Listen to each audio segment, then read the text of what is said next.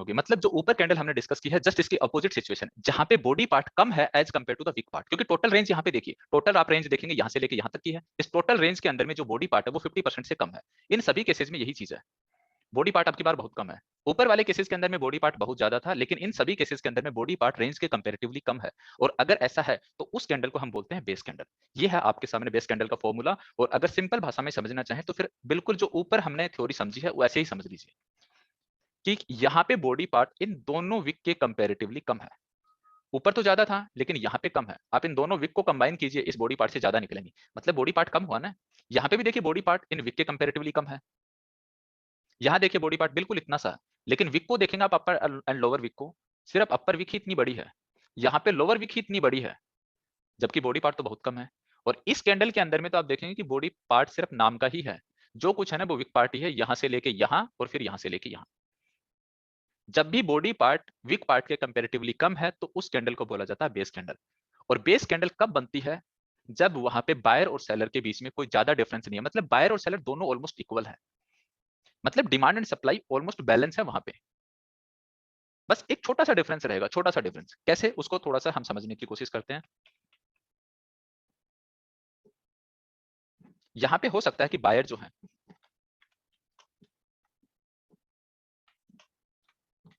50 के हों, सेलर 55 के हों, मतलब देखिए स्लाइटली डिफरेंस है। अगले वाले केस के अंदर में क्या हो सकता है, बायर 55 के हों और सेलर इस बार 50 के ही रह गए हों, मतलब इन सभी के अंदर में ये चीज कॉमन रहेगी। यहाँ पे तो देखेंगे क्या बॉडी पार्ट बिल्कुल ही नाम का ही है, मतलब ऐसी सिचुएशन में बेसिकली क्या होता है, बाइंग एंड सेलिंग बिल्कुल बैलेंस है, ऑलमोस्ट बैलेंस है। मतलब अगर बायर 50 के है तो मे बी कि सेलर यहाँ पे 49 के हो। ये डिफरेंस और भी ज्यादा कम होता चला जाएगा, जितना बॉडी पार्ट कम होगा, ओपनिंग एंड क्लोजिंग का डिफरेंस कम होगा, मतलब वो वहां पे बायर और सेलर के बीच का डिफरेंस उतना ही कम होते हुए चला जाएगा। लेकिन इनमें भी एक चीज जरूर हुई है, एक चीज इनमें भी जरूर हुई है, भले ही बॉडी पार्ट हो, भले ही बॉडी पार्ट कम हो, लेकिन इनमें वीक पार्ट तो क्रिएट हुआ ना। आप अगर इस फर्स्ट केस की बात करेंगे कि बॉडी पार्ट की, तो हम बात कर रहे हैं कि यहां से लेके यहां तक है। इस बॉडी पार्ट का आइडिया कहां से लगा, इस बॉडी पार्ट का आइडिया हमें कहां से लगा, ओपनिंग एंड क्लोजिंग प्राइस के डिफरेंस से। बट यहाँ पे इस कैंडल के साथ साथ के अंदर में इस कैंडल ने एक हाई भी तो लगाया है और इस कैंडल ने एक लो भी तो लगाया है। यस, यहाँ पे 51 के है, कोई मेजर डिफरेंस नहीं है।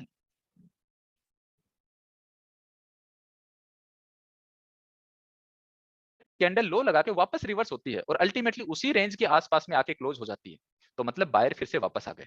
मतलब बायर क्या कर रहे हैं, प्राइस को अप लेके जाने की कोशिश कर रहे हैं, सेलर प्राइस को डाउन लेके जाने की कोशिश कर रहे हैं, बट अल्टीमेटली ना तो एक डायरेक्शन में बायर लेके जा पा रहे हैं और ना ही एक डायरेक्शन में सेलर लेके जा पा रहे हैं। दोनों एक दूसरे को टफ फाइट दे रहे हैं। तो जब भी बायर और सेलर के बीच में ये टफ फाइट होगी, इट मींस वो एक बेस कैंडल है, क्योंकि वहां पे प्राइस डिसाइड ही नहीं कर पा रही है किधर जाना है। और वो इसलिए क्योंकि बायर और सेलर दोनों ऑलमोस्ट बैलेंस चल रहे हैं। एग्जाम्पल के लिए समझे तो ऐसे मान लीजिए कि 100 रुपीज पे कोई शेयर बाई करना है, अचानक से आपने ऑर्डर लगाए, सेलर कम रह गए, प्राइस ऊपर जाने लगी 101, 2, 3, 4, अचानक से सेल का बड़ा ऑर्डर लगा, प्राइस वापस से नीचे जा रही है, अब सेलर सेलर है, 100 भी आई, 98 भी आई, 97 भी आई, अचानक से एक बाइंग का ऑर्डर लग गया तो वापस से रिकवर होने लग गई। और फिर वहां पे जो बाइंग का ऑर्डर लग रहा था 100 रुपीज, 101 या 98, 99 के आसपास में, वापस से वहां पे उन बायर को सेलर मिल गए। तो मतलब ना तो सेलर को बायर जीतने दे रहे हैं और ना ही बायर को सेलर जीतने दे रहे हैं। बायर आ रहे हैं, सेलर आ जा रहे हैं, सेलर प्राइस को नीचे लेके जाने की कोशिश कर रहे हैं, तो फिर वहां पे बायर वापस से आ रहे हैं। कहने का मतलब दोनों में एक टफ कंपटीशन चल रहा है और प्राइस डिसाइड नहीं कर पा रही है किधर जाना। जब भी बाइंग और सेलिंग दोनों ऑलमोस्ट बैलेंस चल रही हो ना, तो फिर वहां पे एक बेस कैंडल बनेगी। बट जैसा कि मैंने आपको बताया कि प्राइस हाई और लो जरूर लगा सकती है। जैसे यहाँ पे देखिए ग्रीन बेस कैंडल है, तो मतलब ओपन तो यहाँ हुआ ना, और ओपन होने के बाद में ये प्राइस हो सकता है हल्की सी लो गई हो और फिर देखिए अच्छी खासी ऊपर गई है। एक बार के लिए ये कैंडल यहाँ बन रही थी और ये यहाँ पे ही क्लोज हो जाती, तो हम ये कहते हैं ना कि यहाँ पे एक अच्छी खासी बाइंग हुई है, बॉडी पार्ट और भी ज्यादा हो गया अगर यहाँ पे क्लोजिंग हो गई तो। लेकिन अगर ये यहाँ क्लोज ना होके यहाँ आके क्लोज हो रही है, तो मतलब यहाँ से यहाँ इसको वापस से सेलर ने पुश कर दिया ना।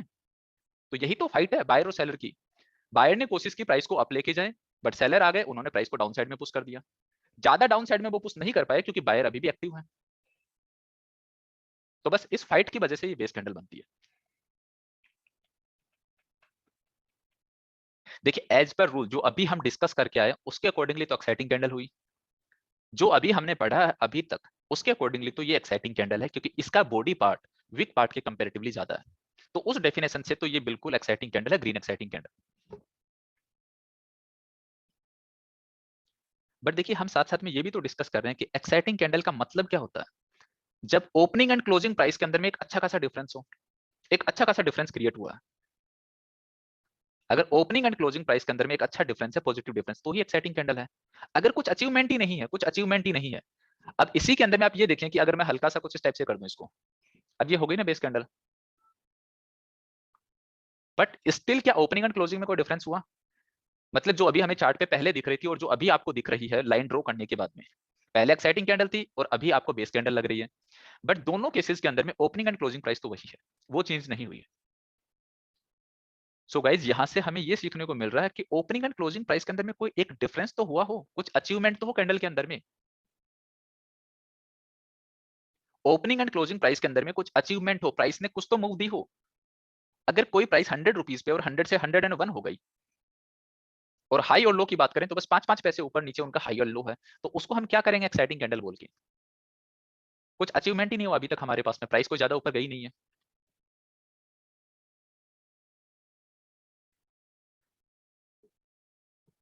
कैंडल का कोई भी अचीवमेंट नहीं है, यहां से कोई भी बड़ी मूव नहीं आई है, प्राइस ऑलमोस्ट वही की वही है।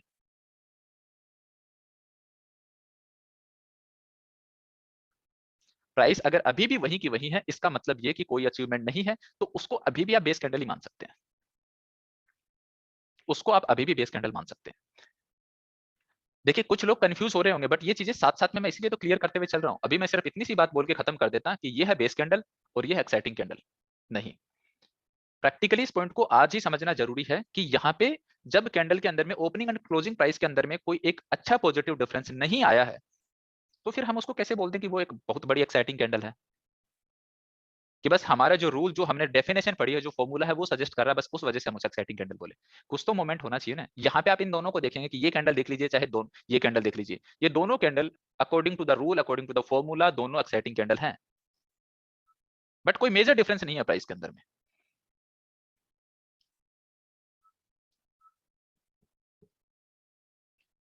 ये जहां पे मेरा कर्सर, ये कैंडल कैसी है वैसे?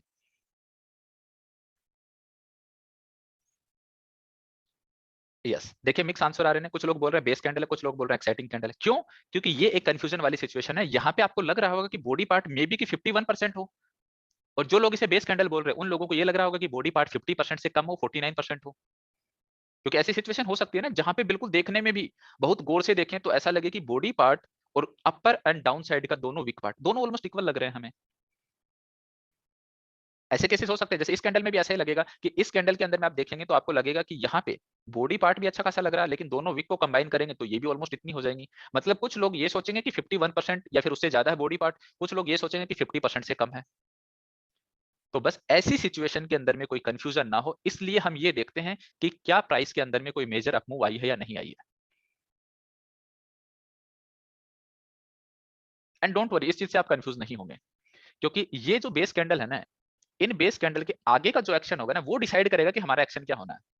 अभी आप लोग अगर ये सोच रहे हो कैसे, तो हम कंफ्यूज हो जाएंगे कि बेस कैंडल कौन सी को माने और कौन सी को एक्साइटिंग कैंडल मान ले। नहीं, इन कैंडल के आगे और पीछे की जो कैंडल होंगी कि उनके बाद में कोई मेजर अपमूव आया या नहीं आया प्राइस के अंदर में, वो चीजें डिसाइड करेंगे कि हमारा एक्शन क्या होना चाहिए। क्या उनको हम बेस कैंडल माने, उस पूरे एरिया को गार्बेज माने, या फिर उस कैंडल को एक्साइटिंग कैंडल ट्रीट करें।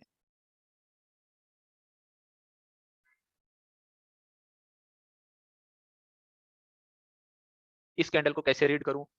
चलो मान लेता हूं कि इसकी बॉडी पार्ट ज्यादा एक्साइटिंग कैंडल, लेकिन इस कैंडल को कैसे रीड करूं? कुछ लोग कहेंगे ये भी एक्साइटिंग कैंडल है, हल्की सी बॉडी कम होती तो कंफ्यूजन हो जाता कि कैसे रीड करूं। तो उन कैंडल के आगे पीछे की जो कैंडल होंगे ना उनसे हम डिसाइड करेंगे। तो एक बार के लिए इस चीज से बिल्कुल कंफ्यूज नहीं होना है। जो अभी हमने थ्योरी पढ़ी है उस थ्योरी के साथ में ही चलेंगे, जो फॉर्मूला पढ़ा है उसी के अकॉर्डिंगली। बट इस पॉइंट को माइंड में रखेंगे हम कि ओपनिंग एंड क्लोजिंग के अंदर में कोई खास डिफरेंस नहीं है, दैट मींस कोई मेजर अचीवमेंट नहीं है। और जैसा कि मैंने अभी आपको बताया कि इन कैंडल के बाद की क्या कैंडल होगी वो चीज डिसाइड करेगी। बट देखिए एक चीज कंफर्म है, हमें पता है कि अगर प्राइस वही की वही है ना, ओपनिंग एंड क्लोजिंग प्राइस, तो इसका मतलब प्राइस के अंदर में कोई ना कोई एक टफ फाइट चल रही है बायर और सेलर की, जो कि एक डायरेक्शन डिसाइड नहीं कर पा रही है। और इस टफ फाइट के बाद में डेफिनेटली कुछ ना कुछ तो रिजल्ट निकलेगा ही निकलेगा। या तो प्राइस अप जाएगी या फिर प्राइस डाउन जाएगी, हो सकता है कि अनदर बेस कैंडल बन जाए। बट कभी ना कभी after 1 base candle, 2 base candles, 3 base candles, कभी ना कभी तो कोई ग्रीन एक्साइटिंग या रेड एक्साइटिंग कैंडल बनेगी। तो उस सिचुएशन में क्या होगा, उस सिनेरियो को डिस्कस करते हैं। अब हम ये कह सकते हैं कि जो बायर और सेलर की फाइट चल रही थी ना इस वाली बेस कैंडल, उसका रिजल्ट ये निकला कि नेक्स्ट कैंडल के अंदर में बायर जो है वो ज्यादा है as compared to the seller, तभी प्राइस ऊपर गई है। और हम ये भी कह सकते हैं कि यहाँ पे टेक्निकली डिमांड ज्यादा है as compared to the supply, number of buyer are greater than number of seller, तभी प्राइस ऊपर गई है। मैं फिर से रिपीट कर रहा हूं कि अगर अभी भी बायर और सेलर दोनों ऑलमोस्ट बैलेंस होते, प्राइस के पास में कोई भी रीजन नहीं है अप एंड डाउन जाने का, प्राइस अप तब तक नहीं जाएगी जब तक वहां पे कुछ इम्बैलेंस क्रिएट ना हो। एक फाइट के बाद में कोई ना कोई रिजल्ट निकलेगा, अगर नहीं निकला तो base base base candle continue है, कभी ग्रीन बेस कैंडल, कभी red base candle, but ultimately अगर कोई भी ग्रीन एक्साइटिंग कैंडल बनी है तो इसका मतलब एक फाइट, उस फाइट का भी कुछ ना कुछ रिजल्ट निकला एक पॉइंट पे जाके, और नंबर ऑफ बायर जो है इस केस के अंदर में सेलर से ज्यादा है।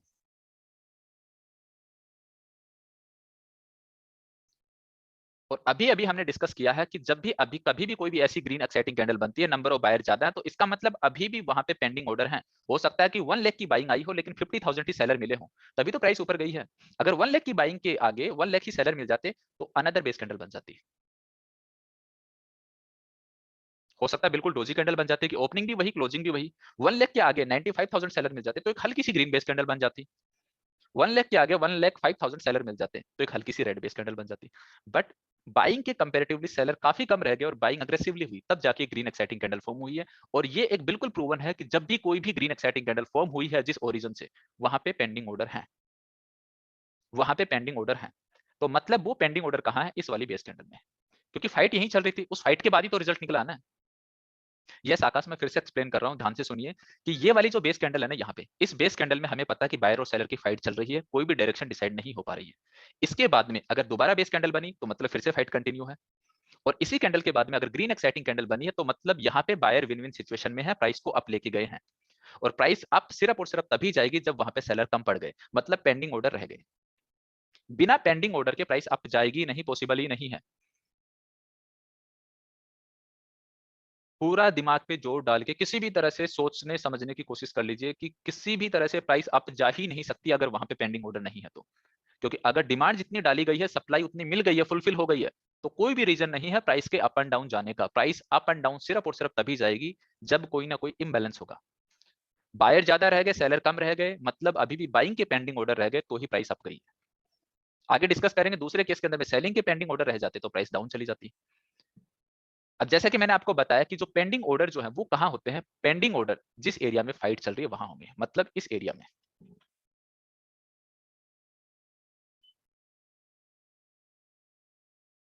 पूरी बेस कैंडल में हमें पता फाइट चली, हाई से लेके लो वाले पोर्शन तक फाइट चली। एग्जैक्टली सबसे ज्यादा पेंडिंग ऑर्डर कहां है ना, वो चीजें हम आगे चलकर डिस्कस करेंगे। बट अभी के लिए ये मान लीजिए जो बेस कैंडल में हमारा हाई और लो पॉइंट है ना, उस पूरे एरिया में फाइट चली और उस फाइट के बाद में रिजल्ट निकला, तो जहां पे फाइट है ना वहीं से तो प्राइस में इम्बैलेंस आया है। तो जहां से इम्बैलेंस आया वहीं पे पेंडिंग ऑर्डर है, जो कि एरिया मैंने मार्क कर दिया। अब एक चीज और बिल्कुल प्रूवन है कि अगर यहाँ पे पेंडिंग ऑर्डर है बाइंग की, अभी भी फ्यूचर में कभी भी प्राइस अगर डाउन आती है, फ्यूचर में कभी भी प्राइस अगर यहाँ से डाउन आती है, तो मतलब एक साथ में बाइंग ट्रिगर होगी। और अगर बाइंग ट्रिगर हो रही है तो प्राइस में एक वापस से बाउंस आना चाहिए। लॉजिकली तो ऐसा ही होना चाहिए ना। देखिए अगर अभी भी बाइंग के पेंडिंग ऑर्डर हैं, जो यहाँ पे बायर ये करें कि हम अभी भी बैठे हैं बाई करने के लिए, फ्यूचर में कभी भी वहां से प्राइस डाउन आ रही है, डाउन आते के साथ में अचानक से बाइंग ट्रिगर हो रही है, तो प्राइस में वापस से एक हाइक आएगा ही आएगा।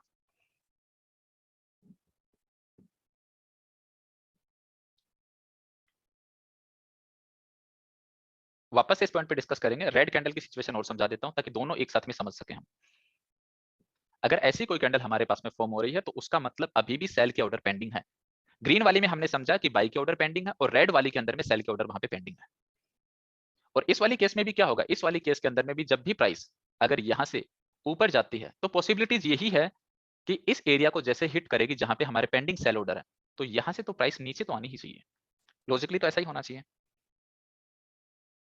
जैसे हमने यहां पे समझा कि इस एरिया के अंदर में अगर पेंडिंग बायर है और प्राइस अगर यहां से डाउन आती है तो पेंडिंग बायर को ट्रिगर करके प्राइस अप जानी चाहिए। तो सिमिलरली अगर यहाँ पे पेंडिंग सेलर है और यहां से प्राइस अप जा रही है, तो इस एरिया को ट्रिगर करके प्राइस डाउन भी आनी चाहिए। अब सबसे बड़ा सवाल जो आप लोगों के माइंड में आ रहा होगा कि ऐसा ऑलवेज होगा क्या, ऐसा होगा क्या, तो आंसर है ऐसा हमेशा नहीं होगा।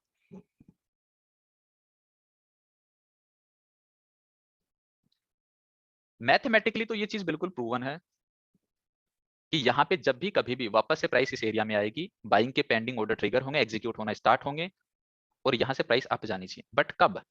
जब वो पेंडिंग ऑर्डर भी अभी भी अपकमिंग सेलिंग प्रेशर के सामने ज्यादा है, तो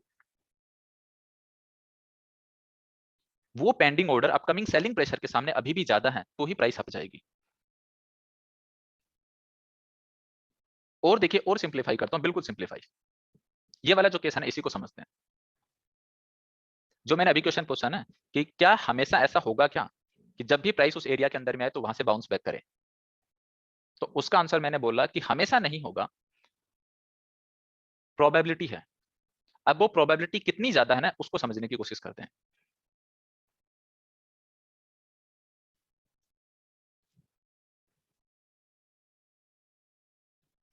आप लोग मुझे बताइए, क्या तीनों केस के अंदर में पेंडिंग ऑर्डर इक्वल है क्या?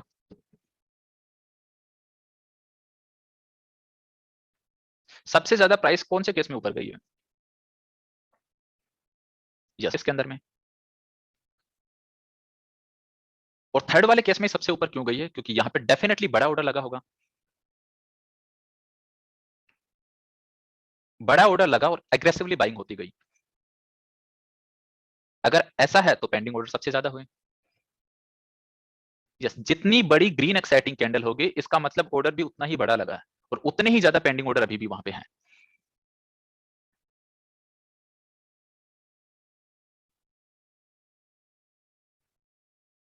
होल्ड कीजिए, सारे क्वेश्चन के आंसर दूंगा कि पेंडिंग ऑर्डर कितने लंबे टाइम तक रहेंगे, कौन से टाइम फ्रेम पे चेक करने हैं, कितने। तो मैंने ये कहा कि थर्ड वाले केस के अंदर में सबसे ज्यादा बाइंग हुई है। थर्ड वाले केस में अगर सबसे ज्यादा बाइंग हुई है तो इसका मतलब यहाँ पे सबसे ज्यादा पेंडिंग ऑर्डर है। तो अब ये मान के चलिए कि अगर सेलिंग प्रेशर की हम बात करें कि प्राइस डाउन आ रही है सेलिंग प्रेशर के साथ में, और हम ये माने एग्जांपल के लिए कि यहाँ पे हमारे पास में 50 lakh pending buyer, pending order, 1 lakh pending order, 2 lakh pending order. देखिए, इससे बिल्कुल कंफ्यूज नहीं होना कि सर ने यहाँ पे 1.5 लाख क्यों नहीं लिखा, ये 2 लाख कहाँ से? ये बस एक एग्जांपल के लिए, ये जो भी नंबर मैं ले रहा हूँ 50 लाख, 1 लाख, 2 लाख, इनको आप रैंडमली कुछ भी कर लीजिए, चाहे यहाँ पे 50 के कर लीजिए, चाहे इसको सॉरी 1 सीआर करना है यहाँ पे मुझे, 1 सीआर। तो इस नंबर से कंफ्यूज नहीं होना कि ये नंबर कहां से है, मैं कोई कैलकुलेट करके लाया हूं, नहीं। ऐसा कोई भी वे नहीं है कि जहां पे हम कैलकुलेट कर सके कि कितने पेंडिंग ऑर्डर हैं। बट हाँ, हमें आइडिया लग जाएगा कि किस वाली कैंडल के अंदर में पेंडिंग ऑर्डर कम है और किस वाली कैंडल में पेंडिंग ऑर्डर ज्यादा है। ये मैं सारे आइडियाज आपको देने वाला हूँ कि कैसे हमें पता लगेगा। अभी के लिए हमने एग्जाम्पल के लिए समझा कि इसमें 50 लाख पेंडिंग बायर है, इसमें 1 सीआर पेंडिंग बायर है, और अगर थर्ड केस की बात करें तो यहाँ पे 2 सीआर पेंडिंग बायर है।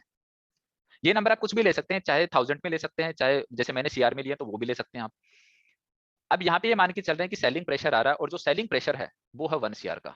या फिर एक बार के लिए मानते हैं कि सेलिंग प्रेशर जो वो सिर्फ 10 लाख का है। अगर 10 लाख का सेलिंग प्रेशर है ना, तो क्या होगा, प्राइस यहां तक आएगी और यहां से जंप करेगी, क्योंकि अभी भी देखिए उस एरिया में पेंडिंग ऑर्डर रह गए ना। मान के चलिए कि अगर यही सेलिंग प्रेशर अगर 30 लाख का होता, तो मतलब सेलर 30 लाख है, अच्छी खासी सेलिंग है, तो प्राइस और भी डाउन आती और हो सकता है प्राइस यहां से जंप करती। अगर ये कहें कि यहाँ पे 40 लाख पेंडिंग ऑर्डर है तो प्राइस, सॉरी 40 लाख सेलिंग है, तो प्राइस यहां तक आती और मे बी यहां तक जंप करती। अब ये कहें कि यहाँ पे जो सेलिंग है वो 70 लाख की है, 70 लाख शेयर की सेलिंग है, तो हो सकता है ये एरिया ब्रीच हो जाता और प्राइस जंप ही नहीं करती, क्योंकि उनके सामने सिर्फ 50 लाख बायर थे जो कि कम पड़ गए, सेलर ज्यादा रह गए, वो प्राइस को डाउन लेके आ गए। सप्लाई ज्यादा हो गई, डिमांड कम रहेगी, प्राइस डाउन आ गई, तो ये एरिया टूट गया ना। जैसा कि मैंने अभी आपको बताया कि क्या ये एरिया ऑलवेज काम करेगा क्या, तो उसका आंसर है नो, ऑलवेज काम नहीं करेगा, मैक्सिमम टाइम काम करेगा। और ऐसा क्या करें कि वो मैक्सिमम टाइम ज्यादा से ज्यादा काम करे हमारे फेवर में, तो उन चीजों को हम आगे डिस्कस करने वाले हैं। लेकिन हाँ, यहाँ पे जो मैंने ये बोला ना कि 70 लाख की सेलिंग थी, अगर इस केस के अंदर में अगर वो 70 लाख की सेलिंग होती है ना, तो ये एरिया नहीं टूटता, क्योंकि यहाँ पे पेंडिंग ऑर्डर जो है वो ज्यादा है, 1 सीआर है, तो हो सकता है प्राइस यहां तक आती और यहां से आप चली जाती। अगर 1.5 सीआर की सेलिंग हो तो फिर ये एरिया भी टूट जाता, ये भी खत्म हो जाता, क्योंकि अगेन सेलिंग ज्यादा होगी, सप्लाई बढ़ गई, डिमांड कम रह गई। सब पता लग जाएगा दीपक, डोंट वरी, कि बाइंग ज्यादा है या सेलिंग ज्यादा, सब पता लग जाएगा कि कौन से एरिया चलने की ज्यादातर चांसेस है, कौन से टूटने की ज्यादातर चांसेस है, सब आइडिया लग जाएगा। वो बताऊंगा प्रशांत, डोंट वरी। अब मैंने ये कहा कि 1.5 सीआर की सेलिंग आई, ये एरिया भी खत्म, क्या इस एरिया में 1.5 सीआर की सेलिंग आती तो ये खत्म होता क्या? नहीं, यहां से प्राइस अप जाती है, बिकॉज यहाँ पे अभी भी बाइंग ज्यादा है। यहाँ पे पेंडिंग ऑर्डर अभी भी ज्यादा है, लेकिन यहाँ पे भी अगर 3 CR की सेलिंग आ जाए तो ये भी खत्म हो जाएगा। मतलब एक चीज हमें समझने पे आ रही है कि पेंडिंग ऑर्डर कितने भी ज्यादा क्यों ना हो, लेकिन सेलिंग अगर उससे भी ज्यादा होगी तो वो भी खत्म हो सकते हैं ना। अल्टीमेटली है तो वहां पे पेंडिंग ऑर्डर कोई नंबर ही तो है, और उस नंबर से भी ज्यादा किसी ने सेल के ऑर्डर लगा दिए तो वो खत्म हो जाएंगे। किसी ने ठान लिया मुझे तो दबा के सेल करना है, बस सेल करना है, हर प्राइस पे सेल करना है, तो बायर लिमिटेड है, खत्म हो गए, प्राइस कंटिन्यूसली डाउन जा रही है। और किसी ने ठान लिया मुझे तो दबा के बाई करना, हर प्राइस पे बाई करना है, सेलर खत्म तो प्राइस अप जा रही है। बट हाँ, इन चीजों में एक चीज समझ में आई कि जो थर्ड केस है ना हमारे पास में, इस थर्ड केस के चलने की प्रोबेबिलिटी सबसे ज्यादा है, क्योंकि हर बार ऐसा नहीं हो सकता ना कि पेंडिंग ऑर्डर तो बहुत ज्यादा हो और जब भी प्राइस वहां पे आए तो सेलिंग प्रेशर भी उतना ही ज्यादा आ जाए। मतलब इसकी प्रोबेबिलिटी कमी होगी मेरे हिसाब से तो डेफिनेटली कमी होगी। मैं अभी आपको एग्जांपल से समझाऊंगा कि क्यों कम होगी। तो गाइज इस चीज को आप आई होप समझ गए होंगे कि जितने ज्यादा पेंडिंग ऑर्डर है ना वो उतनी आसानी से ब्रीच नहीं होंगे, उस एरिया के रिएक्ट करने के चांसेस उतने ही ज्यादा बढ़ जाएंगे। कुछ लोग ये भी सोच रहे होंगे कि पेंडिंग ऑर्डर क्या सर इसी एरिया में है क्या? जब प्राइस अप जा रही है, कंटिन्यूसली अप जा रही है, अग्रेसिवली अप जा रही है, तो क्या इस कैंडल में पेंडिंग ऑर्डर नहीं है? बिल्कुल है इस कैंडल में भी, लेकिन वो आपको इस एरिया पे तो दिखेंगे नहीं ना, एक ही सिंगल कैंडल कैसे दिखेंगे? तो उसके लिए हमें इस कैंडल को ब्रेक डाउन करना पड़ेगा स्मॉलर टाइम फ्रेम में। अगर ये कैंडल डेली की है तो मे बी हम 15 मिनट पे जाके देखें, मे बी हम 60 मिनट पे जाके देखें, वहां पे हमें बेस कैंडल से समझ में आएगा कि इसमें भी पेंडिंग ऑर्डर है क्या। वो सब चीजें आने वाली क्लासेज में आपको बहुत अच्छे से समझा दी जाएंगी। अभी के लिए ये मानिए कि यहाँ पे इस कैंडल से पहले हमें एक बेस कैंडल दिख रही है, हमें तो वो समझनी है कि उस बेस कैंडल में एक बायर और सेलर की फाइट थी, उसके बाद में प्राइस अप गई है। अप कब हो जाती है? जब वहां पे पेंडिंग ऑर्डर रह जाए, डिमांड फुलफिल नहीं हुई। जितनी ज्यादा अप गई है उतने ही स्ट्रॉन्ग पेंडिंग ऑर्डर है, और जितने ज्यादा स्ट्रॉन्ग पेंडिंग ऑर्डर है उतनी ही मुश्किल से वो ब्रीच होंगे। जब भी कभी भी सेलिंग आएगी तो चांसेस यही है कि प्राइस वहां से टच करके रिएक्ट हो, ऊपर जाए।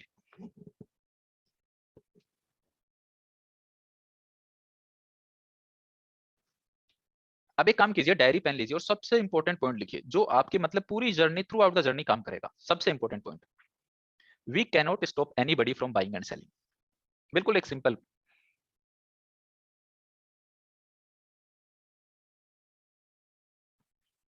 We cannot stop anybody from buying and selling. और इस पॉइंट को आप कभी भी मत भूलिएगा, कभी भी मत भूलिएगा। और ये बिल्कुल प्रूवन है, इस पॉइंट को मुझे कोई भी दुनिया में कोई भी पर्सन चैलेंज करके दिखा दे कि ये ऐसा नहीं हो सकता सर, ये कोई एक्सक्यूज नहीं है।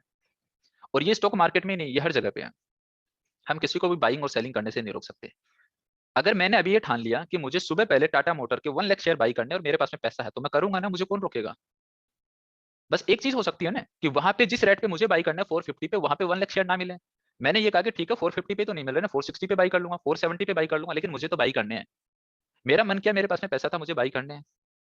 कोई मुझसे भी बड़ा है जिसके पास में मुझसे भी ज्यादा पैसे हैं, सेम टाइम पे अगले वाले पर्सन ने ये सोचा कि मुझे तो टाटा मोटर को ही सेल करना है, मुझे तो बिल्कुल अच्छा नहीं लग रहा, और मुझे तो 2 लाख शेयर सेल करने हैं।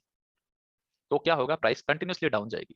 मैं 450 पे बाई कर रहा हूँ, मुझे ही मिल जाएंगे 450 पे, अगले वाले 450 पे सेल कर रहे हैं, उनको पूरे नहीं मिलेंगे और प्राइस डाउन आएगी। उनको हो सकता है 440 या 430 पे सेल करने पड़े, और वो चाह रहे हैं कि नहीं मुझे तो 450 पे ही चाहिए, सेल वहां पे ही चाहिए, तो अभी भी उनके वहां पे पेंडिंग ऑर्डर है।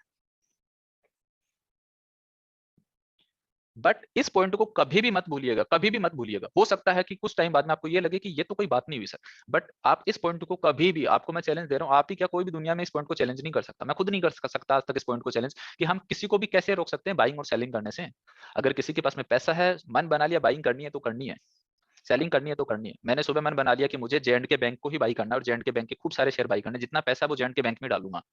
एक मैंने रेंज डिसाइड कर ली कि मुझे 55 से लेकर 60 पे बाई करने हैं। जितने मुझे वहां पे मिले मैंने बाई कर लिया, और बाकी मैं बैठा हूं कि दोबारा अगर यहाँ आएंगे दोबारा बाई करूंगा। तो मुझे कौन रोक रहा? कोई नहीं रोक पा रहा। और किसी ने डिसाइड कर लिया कि मुझे सेल करने, तो सेल कर रहा अगले वाला। और इसीलिए ट्रेडिंग को ना प्रोबेबिलिटी का गेम बोला जाता है। प्रोबेबिलिटी का मतलब ये कि यहाँ पे चाहे कितने भी पेंडिंग ऑर्डर क्यों ना हो, इतने भी पेंडिंग ऑर्डर क्यों ना हो, मतलब मैंने जे एंड के बैंक को बाई करना स्टार्ट किया 55 से लेकर 60 तक। यहाँ पे समझते हैं कि 55 से लेकर 60 तक मैंने बाई करना स्टार्ट किया, खूब मैंने बाई किया। अल्टीमेटली क्या हुआ कि सारे सेलर खत्म और प्राइस अप जा रही है, सेलर नहीं है। यहाँ पे हो सकता है अग्रेसिवली बाइंग हो रही हो, किसी किसी पॉइंट पे सेलर मिल रहे हो, लेकिन अग्रेसिवली बाइंग हो रही है, क्योंकि एक्सचेंज बाय डिफॉल्ट डिसाइड कर देता है ना, अगर किसी प्राइस पे सैलरी नहीं है, किसी प्राइस पे सैलरी नहीं, तो नेक्स्ट सेलर कहाँ अवेलेबल है उसी रेट पे बाई करना पड़ेगा ना आपको, उससे पहले आप बाई नहीं कर सकते ना। नेक्स्ट सेलर अवेलेबल कहाँ पे है उसी रेट पे आपको बाई करना पड़ेगा। अगर 61 के बाद में नेक्स्ट सेलर 61.50 पे अवेलेबल है तो वहीं पे आपको बाई करना पड़ेगा, या फिर आप बैठे रहिए। अग्रेसिवली मैंने 61.50 पे भी बाई किया, किसी ने 62, 62.5, ऐसे ऐसे बाई करते करते प्राइस पहुंच गई 70। बट मैंने तो ये सोचा था कि मेरे जो एरिया है, इसी एरिया में मुझे बाई करनी थी, उसके बाद तो जो प्राइस को आप लेके जा रहे हैं वो दूसरे लोग लेके जा रहे हैं। उनको भी लगा कि प्राइस के अंदर में एक अच्छा मोमेंटम है, चलो लेट्स पार्टिसिपेट। वो प्राइस को कंटिन्यूअसली अग्रेसिव बाइंग करते आप लेके चले गए, बट मैंने ये ठाना था कि मुझे तो इसी एरिया में इसी रेंज में बाई करने हैं, जितने बाई हो जाए ठीक है, बाकी मैं वेट कर लूंगा। अब मान के चलिए कि मेरे 1 CR शेयर, मेरे को 1 करोड़ शेयर बाई करने थे, 50 लाख तो बाई हो गए, बट 50 लाख अभी भी पेंडिंग है। और मैं वेट कर रहा हूँ कि 50 लाख यहाँ पे मेरे को दोबारा मिल जाए, 50 लाख अभी भी पेंडिंग है। प्राइस धीरे धीरे कभी भी फ्यूचर में डाउन आने लगती है, क्योंकि 70 पे हो सकता है सभी बायर को ये लगने लगे कि हाँ काफी ऊपर चली गई, अब इस रेट पे तो क्यों ही बाई करें, जब नीचे आएगी तब बाई कर लेंगे, इतनी हाई पे क्यों बाई करें। वो बात अलग है कि हम रिटेलर कंटिन्यूसली बाई करते रहते हैं, क्योंकि हमें तो हर चीज महंगी भी चाहिए होती है ना, हम रिटेलर कंटिन्यूसली बाई करते रहते हैं। बट हमारे रिटेलर से क्या होता है, आपके 100-200 शेयर से क्या होगा,